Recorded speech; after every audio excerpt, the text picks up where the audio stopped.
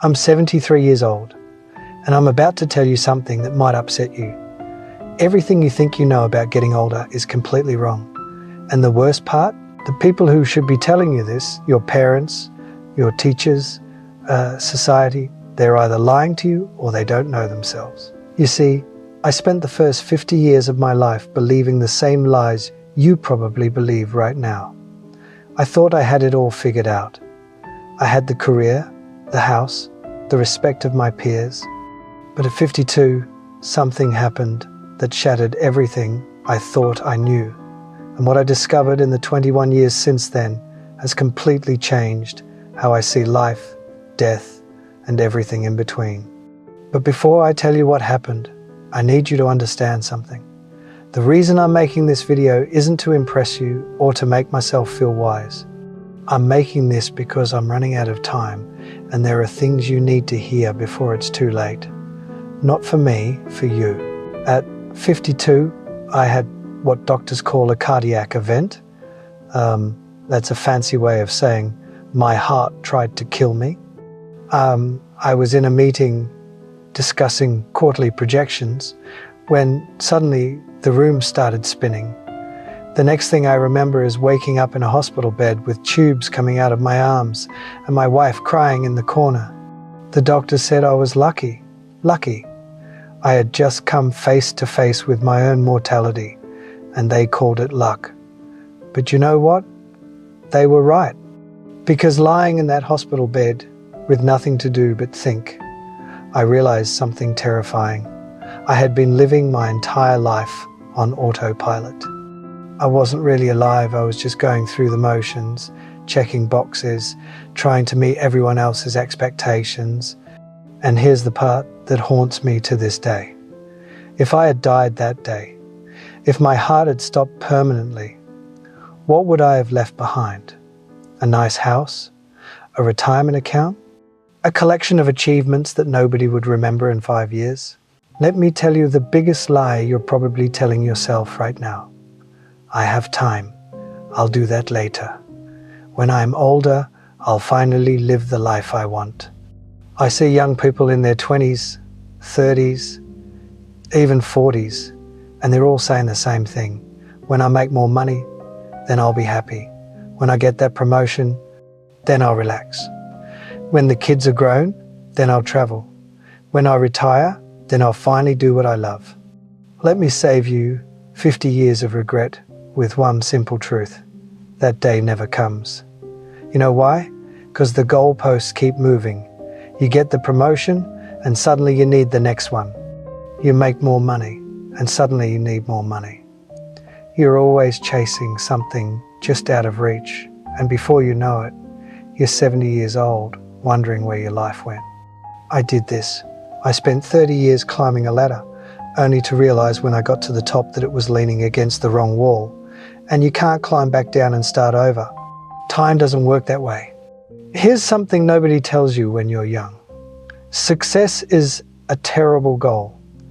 And I say this as someone who achieved everything I set out to achieve. I made partner at my firm. I bought the house. I had the respect of my colleagues.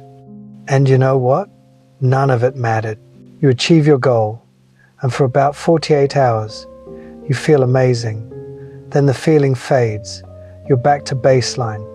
Now you need a new goal, a bigger achievement, more validation. It's a hamster wheel.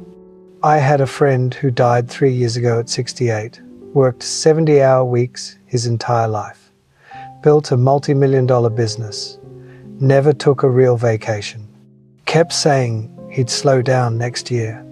Next year came and he had a stroke. At his funeral, his son said, "My father was a successful man, but I barely knew him." Is that the legacy you want? Your regrets won't be about the things you did wrong. They'll be about the things you didn't do at all. I don't lie awake at night thinking about failed business deals. Those don't matter. You know what keeps me up? The trip to Japan I never took because I was too busy. The relationship with my brother that I let deteriorate. The book I always wanted to write but never started. The time I didn't spend with my kids because I was working late. These things eat at you. the missed opportunities, the roads not taken, the love you didn't express, the risks you didn't take because you were afraid, the people you love, your parents, your siblings, your close friends. You think you have unlimited time with them. You don't. And one day, that time will run out. My father died when I was 45. We had a complicated relationship, and I was always too busy to really work on it. I kept thinking we'd have time to talk when I was less busy. We never got that chance. Heart attack, gone within hours. And you know my biggest regret? All the Sundays I didn't call him. All the times I was too tired to drive over for dinner. All the little moments I let slip away. There won't always be more. After my heart attack, I made big changes. Stepped back from work. Started saying no to things that didn't matter. Started saying yes to things I had put off for decades. In these last 21 years, I've learned more about life than I did in the previous 52.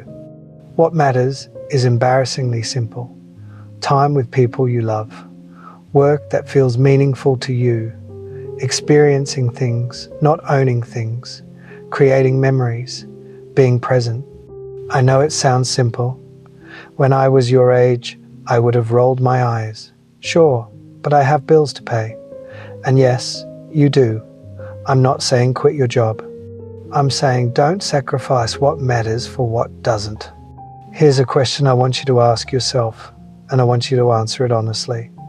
If you died tomorrow, would you be satisfied with the life you've lived so far? Not would people be impressed by your eulogy, not did you achieve enough, just would you be satisfied? If the answer is no, then what are you waiting for? What are you doing with your time that's so important that you're willing to gamble your one precious life on it? I'm 73 years old. I've been lucky enough to have good health since that heart attack.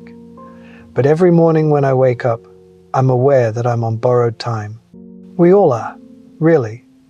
But most young people don't realize this. They think they're invincible. They think they have forever. You don't. I have grandchildren, 3 of them. And when I look at them, I see the same patterns I see in most young people today. They're stressed, they're anxious, they're chasing things that won't make them happy. They're making the same mistakes I made. And I try to tell them, I try to share what I've learned. But you know what? They don't really listen. Not because they're bad kids, but because they can't. They're living in the storm right now. They can't see the patterns yet. They think their situation is unique, that the old rules don't apply to them. That's why I'm making this video. Because maybe, just maybe, if enough people hear this message, someone will actually listen. Someone will make different choices. Someone will avoid the regrets that haunt people like me every single day. You're getting closer to death. Nobody likes to think about this. But you don't have unlimited time. Neither do the people you love. Your parents, if they're still alive, they're getting older every day. One day, probably sooner than you think, they won't be here. Your friends, your spouse, your children, none of these relationships last forever. So what are you going to do? Keep putting off that phone call? Keep postponing that trip? Keep telling yourself you'll make time later? Or are you going to wake up today and start living like your time is limited, because it is? If I could go back and talk to my 30-year-old self, here's what I would say. Stop trying to impress people who don't matter. Stop sacrificing your health for your career. Stop putting off joy until someday. Stop waiting for permission to live the life you want. Start calling your parents more often. Start taking the trips you dream about. Start doing the things that scare you. Start saying no to obligations that drain you. Start saying yes to experiences that fulfill you. And most importantly, start now. Not next year, not after this project, not when you have more money or more time or more whatever, now. Because I promise you, the perfect time will never come. Life will always be messy and complicated and full of reasons to wait. But if you wait, you'll wake up one day and realize you waited your entire life away. I'm 73. If I'm lucky, maybe 10 or 15 more years. Maybe 20 if blessed. Probably less. And I'm okay with that. Because these last 21 years have been the richest of my life. Not because I've made more money. Because I've finally started living intentionally, appreciating every day, prioritizing what matters. I've traveled to places I always wanted to see, deepened relationships with my children and grandchildren, pursued hobbies I put off, forgiven people I held grudges against, said I love you countless times. I'm happier now, at 73, with less time ahead than I was at 30 when I thought I had all the time in the world. That's the irony. When you understand time is limited, you start to actually live. You stop wasting it. You stop postponing joy. You start creating the right time. You have a choice. Right now, today. Keep living the way you're living, chasing success, putting off happiness, telling yourself you'll make time later. Or wake up. Realize time is running out faster than you think, and the life you're waiting to live needs to start now. I can't make this choice for you, but I can tell you, you don't want to be 73, looking back, wishing you made different choices. Don't waste 52 years figuring this out. Learn from my mistakes. Live intentionally. Prioritize what matters. Stop waiting for someday. Someday is today. It always has been. If this resonates, share this video, leave a comment, tell me what you're going to do differently. Subscribe, because I have more truths to share and not much time left. The clock is ticking. What are you going to do with your time?